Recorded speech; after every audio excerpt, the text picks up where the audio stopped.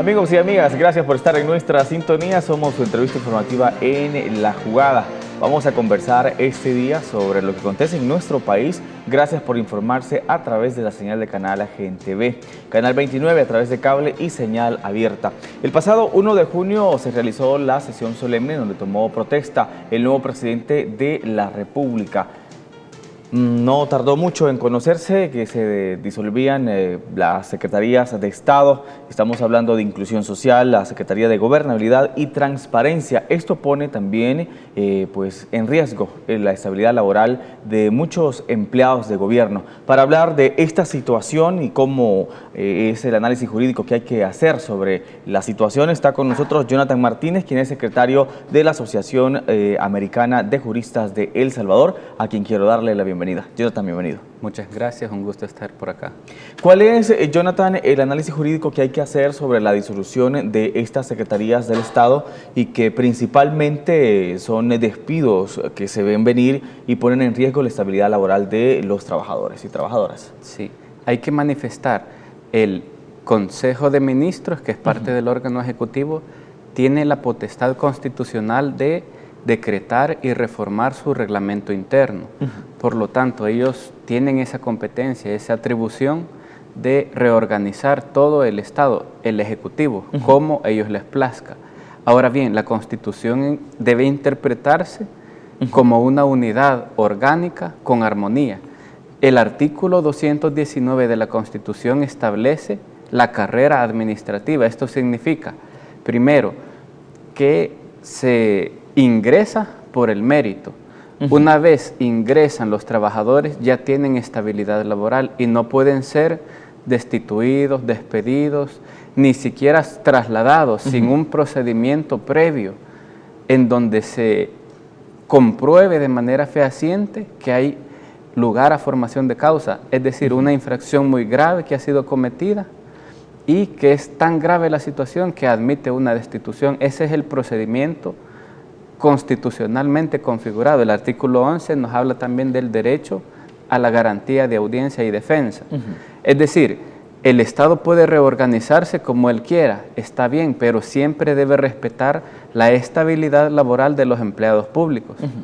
Y no puede generar, por ejemplo, supresiones de plaza. Toda una institución, suprimirla, no puede. Aunque se esté disolviendo la Secretaría. Sí, orgánicamente las secretarías dependen de la presidencia, ellos pueden moverlo, pero existe una vinculación laboral entre las personas y el Estado. Ahora bien, cuando desaparece toda una institución, hay unidades administrativas que dependen de esta, que deben ser reorganizadas, redistribuidas en los demás ministerios, en las demás carteras de Estado e incluso en las demás secretarías de la presidencia. Eso debe respetarse, la estabilidad laboral de los empleados, porque ellos son dueños de su plaza en ley de salarios. Aquí debemos explicarlo, cómo la jurisprudencia ha tomado esta problemática de la vinculación entre el Estado y los empleados públicos. En el 2001, esta es la concepción clásica. La jurisprudencia de la Sala de lo Contencioso hablaba de una vinculación irregular entre los funcionarios, empleados y el Estado. Por lo tanto, se hablaba del funcionario de facto, aquel que no había hecho un concurso y no había ingresado por concurso, quedaba fuera de la carrera administrativa, no se le reconocía estabilidad.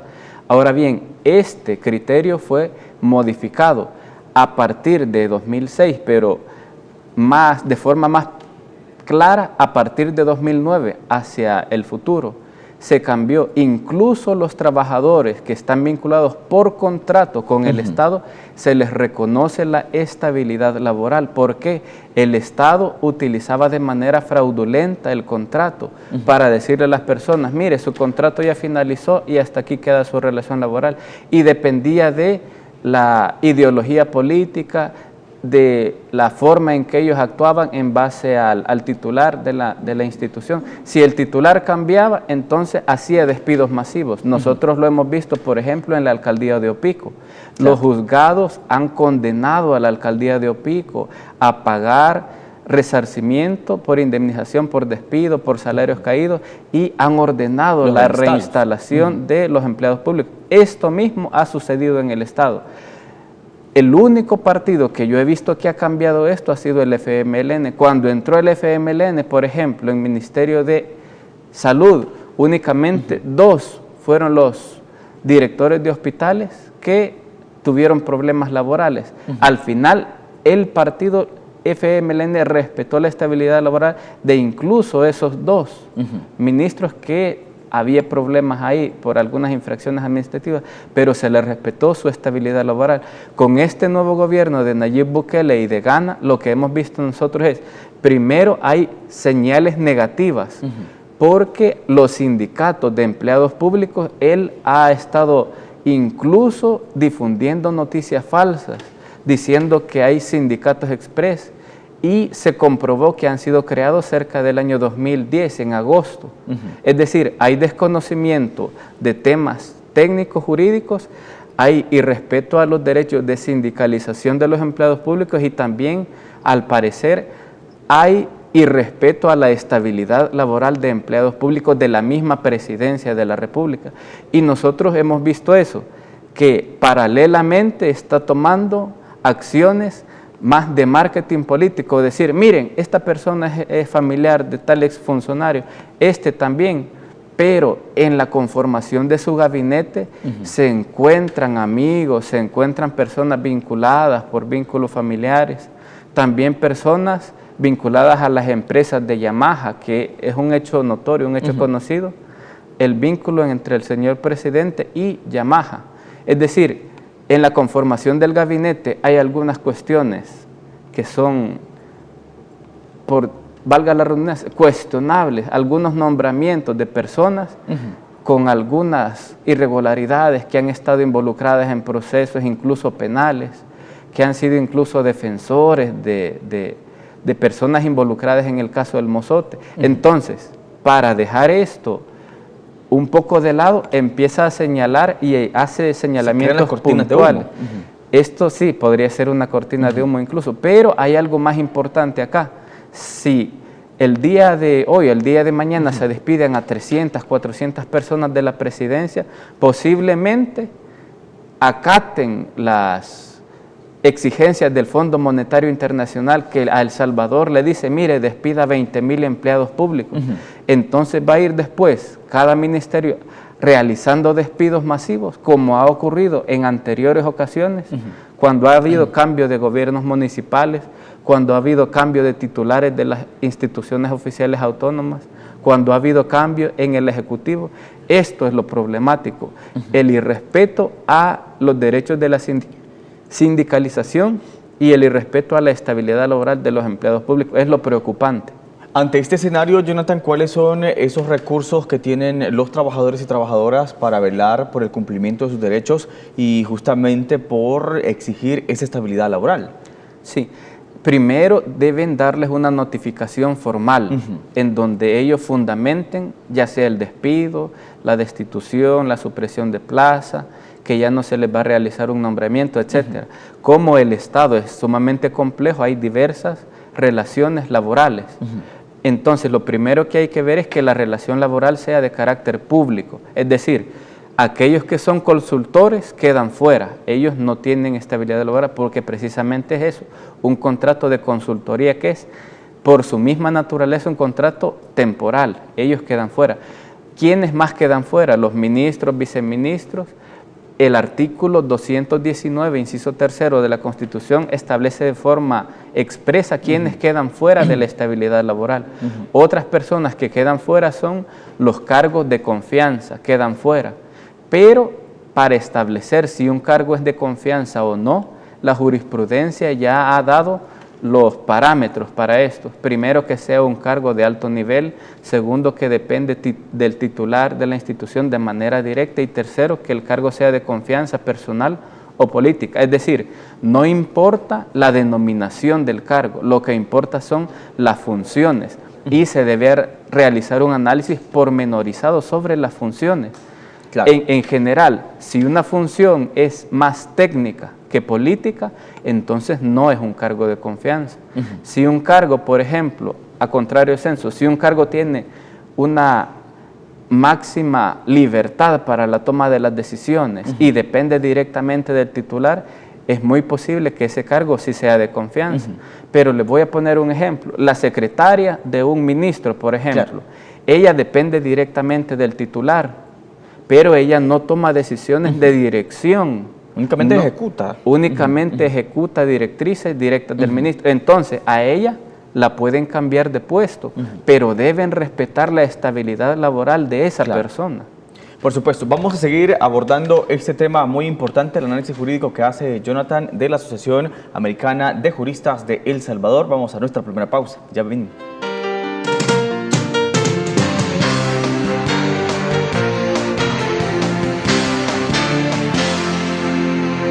Gracias por continuar con nosotros. Somos su entrevista informativa en La Jugada. Jonathan Martínez está con nosotros de la Asociación de Juristas de Centroamérica y El Salvador. Está acompañándonos para hacer ese análisis jurídico del derecho que tienen los empleados del Estado, que en este momento están pasando por momentos de incertidumbre de qué es lo que sucede, de qué es lo que vendrá. Y ante eso quiero preguntarle, Jonathan, ¿cuál es el impacto que se genera en la institucionalidad del país sobre este mensaje en donde se pone en riesgo el derecho laboral de las personas?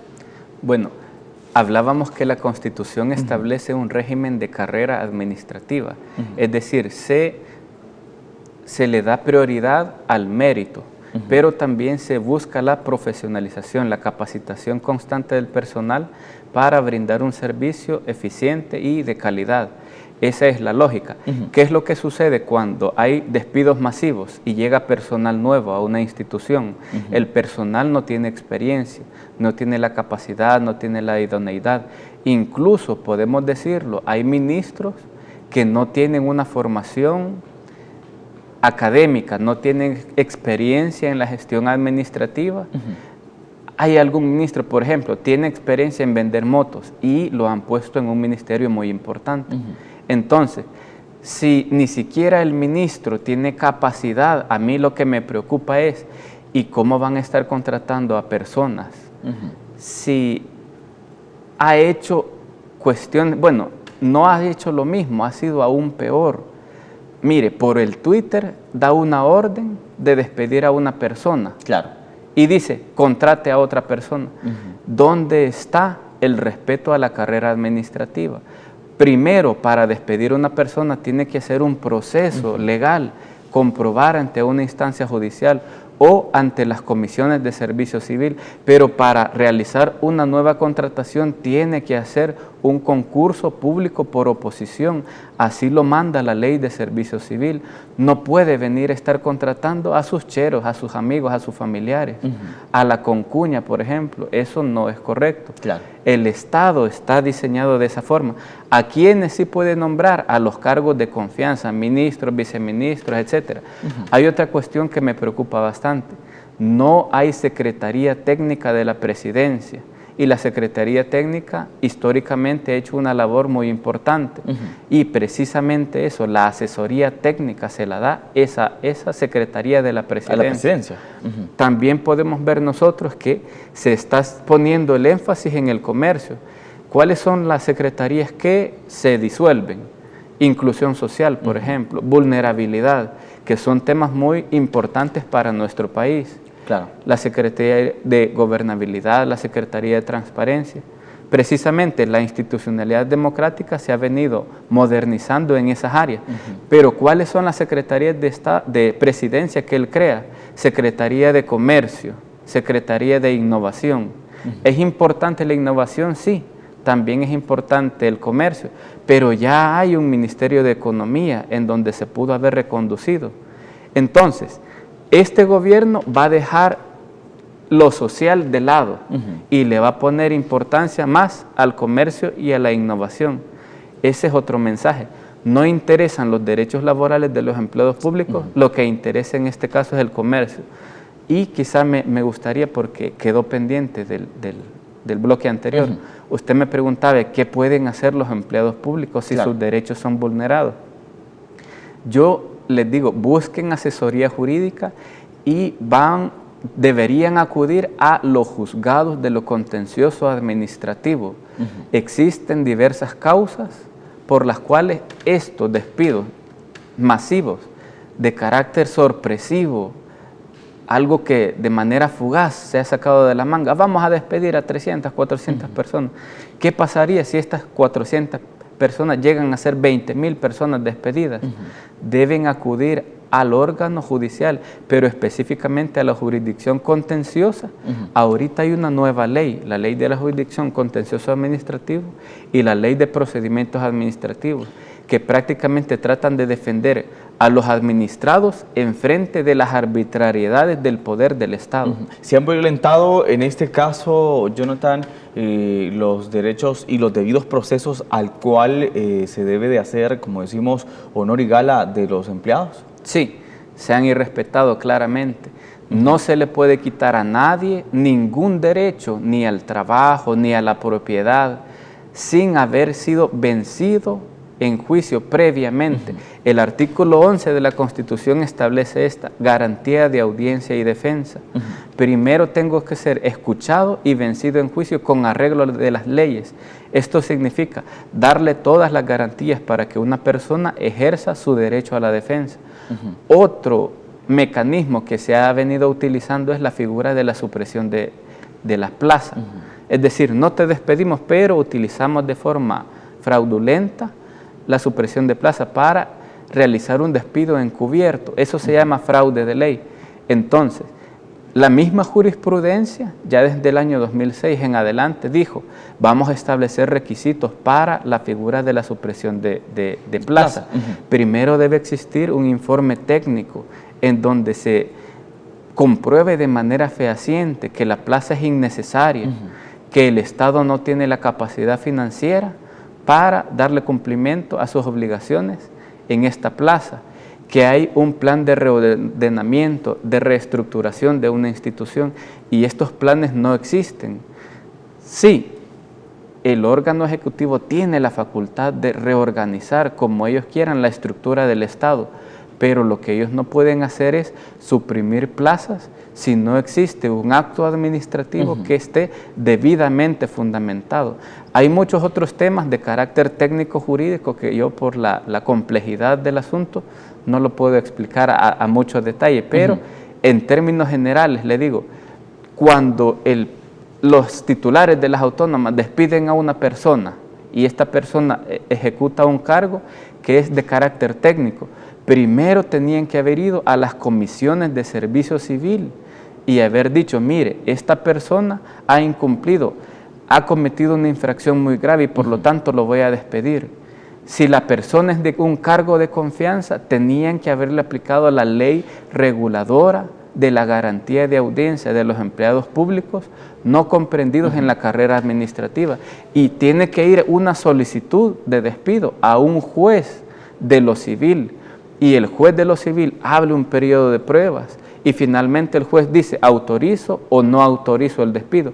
Ese es el debido proceso, es el debido procedimiento que deben llevar a cabo. Lo cual no se ha realizado en este momento. Ahorita, según lo que hemos visto nosotros, hasta despidos por Twitter han estado haciendo, sin ningún procedimiento y respetando el artículo 11 de la Constitución y respetando el artículo 219 de la Constitución y respetando las leyes secundarias y también la jurisprudencia emanada de la Sala de lo Contencioso Administrativo y de la Sala de lo Constitucional. Es decir, las decisiones políticas se están tomando de una manera arbitraria, no fundamentada, y es muy posible que se estén vulnerando derechos laborales. Incluso quiero hacer alusión a algo que hasta la fecha no se ha visto. El Código Penal establece que es delito la discriminación laboral.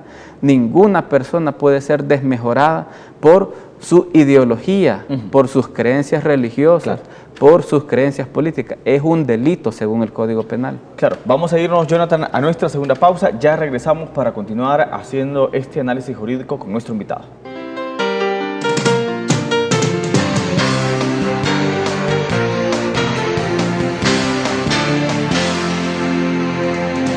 Gracias por continuar con nosotros. Estamos en el último bloque de nuestra entrevista. Ha estado acompañándonos el abogado Jonathan Martínez, quien es de la Asociación de Juristas de América y El Salvador, con quien hemos analizado los procesos o los malos procesos que en este momento se están realizando con la disolución de la Secretaría de Inclusión Social, Gobernabilidad y Transparencia del Estado. ¿Por qué es importante, Jonathan, que se garantice la estabilidad laboral de los empleados de gobierno y de todos los empleados del país? Bueno, primero porque la carrera administrativa privilegia eso precisamente, la promoción del personal, pero en base a idoneidad, en base a méritos. Hay incluso programas estatales que buscan la capacitación de su personal. Con esta nueva ley de procedimientos administrativos, diversas instituciones autónomas, diversas instituciones del Estado, incluso los mismos juzgados, han estado capacitando a su personal para la implementación de esta nueva ley, la ley de procedimientos administrativos. Si hay nuevos funcionarios, nuevos empleados que vienen sin ninguna experiencia, quien se ve afectado al final es el pueblo, la población usuaria de los servicios públicos, porque el personal no va a ser capaz, no va a ser idóneo para prestar un buen servicio. Además, hay que decirlo, si hay 400, 500 despidos de empleados públicos, hay muchas personas que tienen obligaciones de tipo bancario, de tipo financiero, tienen obligaciones de otro tipo. Hay personas que están aseguradas y tienen, por ejemplo, parientes con problemas de salud que están asegurados. Estas personas podrían perder su seguro. Mire, hay personas en estado de gravidez, mujeres embarazadas. La misma Constitución establece el fuero por embarazo. Antes, durante el embarazo y después. Hay un periodo en donde usted no puede despedir a mujeres embarazadas. Y para garantizar justamente ese derecho. Para garantizar derechos. También directivos sindicales que tienen fuero sindical no pueden ser destituidos ni despedidos sin un proceso previo de desafuero sindical. Después de eso se realiza el proceso de destitución normal, pero siempre debe haber un procedimiento previo.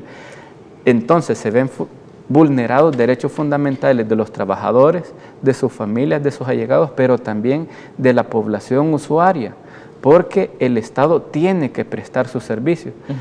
David Morales, por ejemplo, señaló, mire, se está cayendo el programa en el caso del Mozote, porque se ha, paralizado prácticamente la institucionalidad de estas 5 secretarías de la presidencia. Hay muchos programas sociales. La Ciudad de Mujer, por ejemplo, hay muchas ciudades de mujer que prestan servicios a la comunidad y están absolutamente paralizadas. ¿A qué se va a enfrentar entonces quienes están haciendo estos despidos sin el debido proceso? Debemos decirlo claro. Existe una obligación de los trabajadores y de los sindicatos de empleados públicos de defender sus derechos ante la sociedad, pero también ante las instancias. Yo hago el llamado a que acudan a los juzgados de lo contencioso administrativo, que busquen asesoría jurídica para que ellos que tienen su derecho sepan protegerlo y sepan plantearlo bien ante los juzgados, ante las instancias correspondientes. Existe una teoría del control constitucional, del control jurídico de las decisiones políticas. El Salvador es un Estado democrático y constitucional de derecho, en donde existe un principio de separación y división de poderes, pero también de control de poderes. El sistema de pesos y contrapesos ahorita se va a poner a prueba. Existen decisiones políticas que podrían ser ilegales, incluso inconstitucionales. Es una obligación de los trabajadores, de los empleados públicos, de los sindicatos, de la sociedad misma, acudir al órgano de control jurídico, en este caso el órgano judicial, para frenar aquellas decisiones arbitrarias del poder. Los gobernantes no están facultados con un cheque en blanco. La población no le ha dado un cheque en blanco al Ejecutivo para que haga lo que él quiera. La Constitución establece límites claros al ejercicio del poder y uno de esos límites precisamente es la protección, la tutela de derechos fundamentales. Dentro de ellos el derecho al acceso a la jurisdicción y el derecho a la estabilidad laboral. Por eso es importante que la población defienda su derecho ante las instancias correspondientes para que el mismo Estado beneficie los derechos fundamentales, que no se vayan a beneficiar grupos pequeños, familiares, los concuños, los amigos. Sino que sea colectivo. Tiene que ser, el Estado debe responder a la finalidad social del Estado, debe garantizar la justicia social, el bien común, Claro. el pleno goce de los derechos económicos, sociales y culturales de la población. Por supuesto. Jonathan Martínez, secretario de la Asociación Americana de Juristas de El Salvador, ha hecho con nosotros este análisis muy importante. Gracias, Jonathan. Muchas gracias a usted. A usted por habernos acompañado y también pues le invitamos para que mañana nos sintonice a la 1:30. Buenas tardes.